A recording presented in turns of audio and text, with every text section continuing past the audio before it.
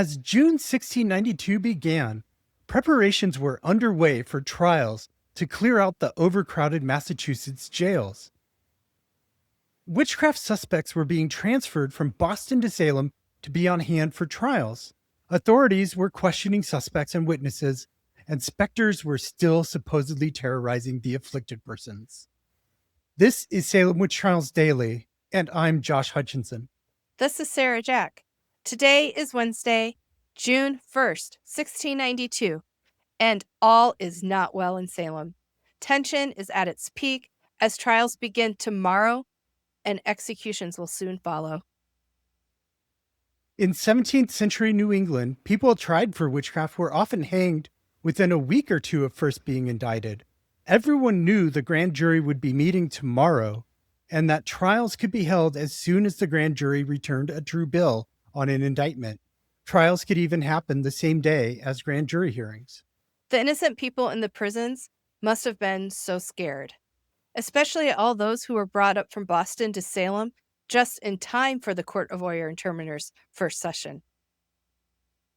Today, Salem magistrates John Hathorne and Jonathan Corwin questioned some of the inmates, including Abigail and Deliverance Hobbs. Abigail claimed that 2 or 3 nights ago, witches gathered for a general meeting in the field near Mr. Parris's house. At that meeting, Abigail saw Reverend George Burroughs, Sarah Good, Sarah Osborne, who's already dead, Bridget Bishop, and Giles Corey.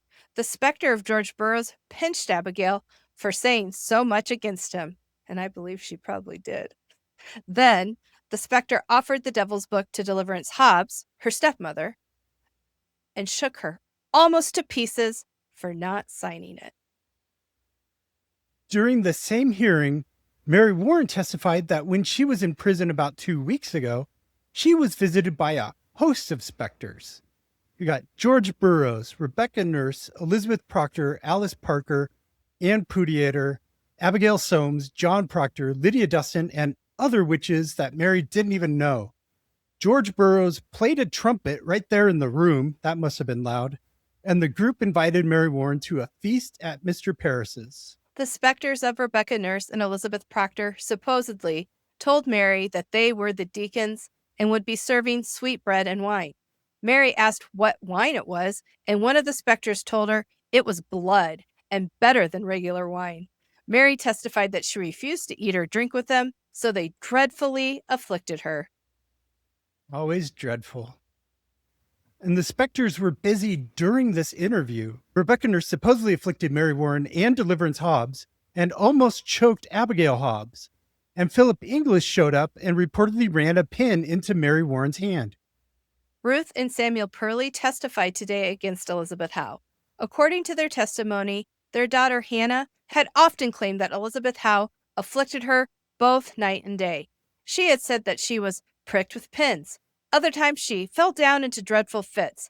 The Perleys tried to stop Hannah from blaming Elizabeth Howe, but she insisted. The family tried several doctors who told them Hannah was under an evil hand. We've heard that diagnosis before. Hannah said that whenever she was near fire or water, Elizabeth Howe was trying to pull her in.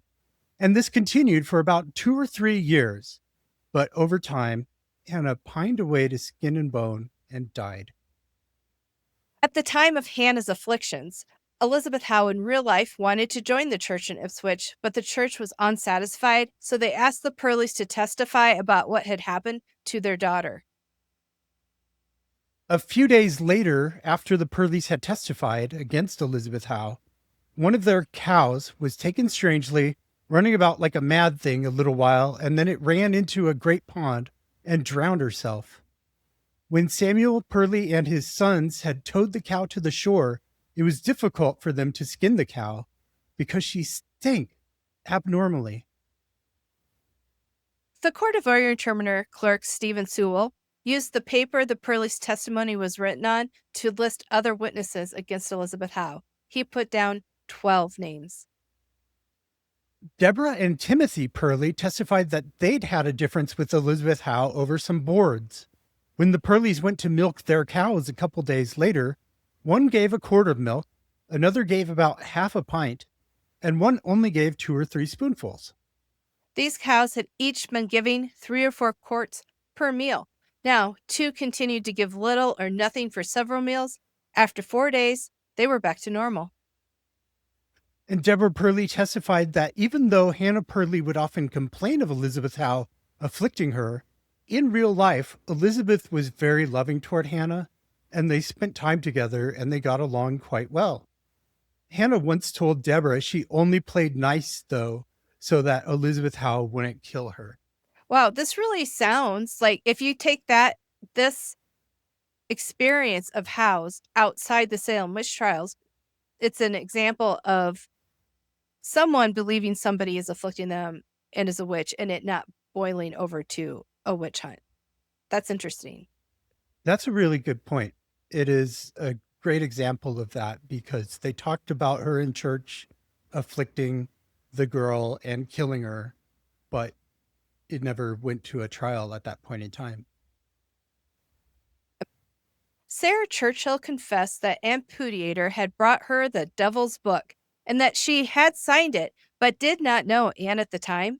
Bridget Bishop supposedly appeared to Sarah and told her that she'd killed John Trask's child and afflicted her. So did George Jacob Sr., Sarah's employer. Due to Sarah's affliction, she struggled to perform her duties in George Jacob's household where she worked, so he called her Bitch Witch and other ill names.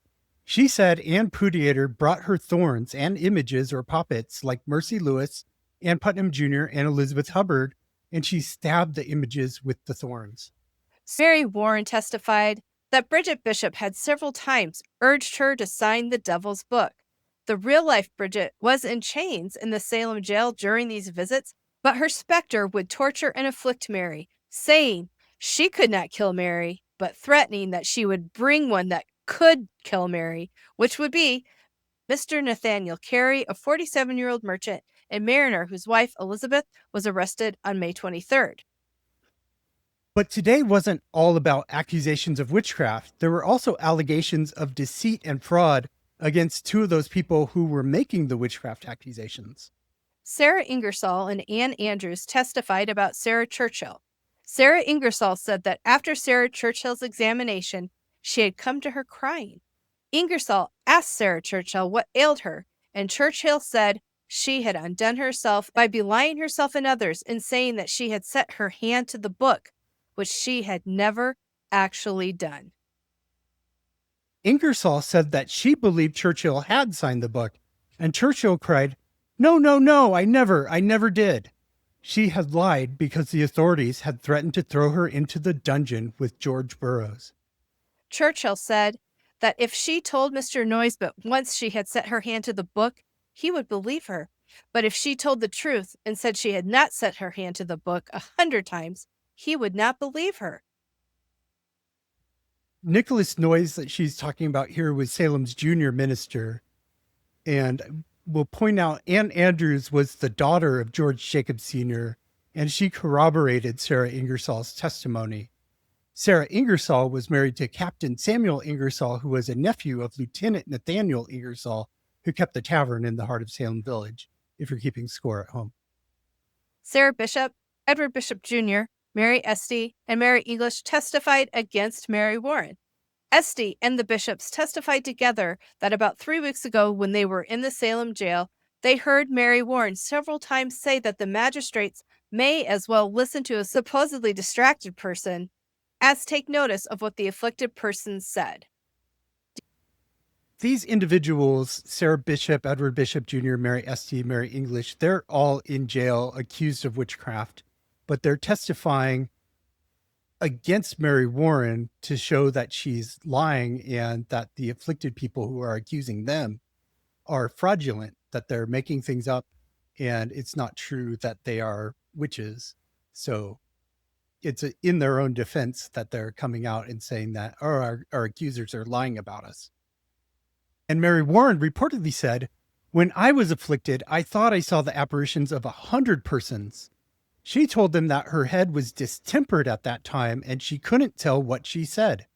But when she was well again, she no longer saw the apparitions." Mary English testified that around a month ago in Salem, she heard Mary Warren say just what the others had heard her say, about the magistrates being better off taking notice of supposedly distracted persons than listening to the afflicted persons. And finally today, magistrates issued summons for witnesses against Rebecca Nurse and John Willard. Constable John Putnam Jr. warned Abigail Williams, Ann Putnam Jr., Mercy Lewis, Elizabeth Hubbard, Mary Walcott, Ann Putnam Sr., and Susanna Sheldon to appear at the Court of Oyer and Terminer being held tomorrow at 8 in the morning to testify against Rebecca Nurse. And Constable Jonathan Putnam warned the witnesses against John Willard to appear at the court at 9 tomorrow morning. He warned Abigail Williams, Mary Walcott, Susanna Sheldon, Nathaniel Putnam, Ann Putnam Jr., Mercy Lewis, and Benjamin Wilkins. Thank you so much for joining us today, and be sure to join us again tomorrow because the trials began. Tomorrow is the trial of Bridget Bishop.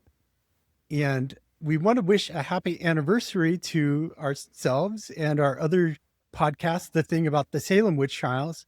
It's been 1 year. We've got 52 episodes out. So check that out at aboutsalem.com, or you can also find the videos on our YouTube channel, youtube.com/@aboutwitchhunts.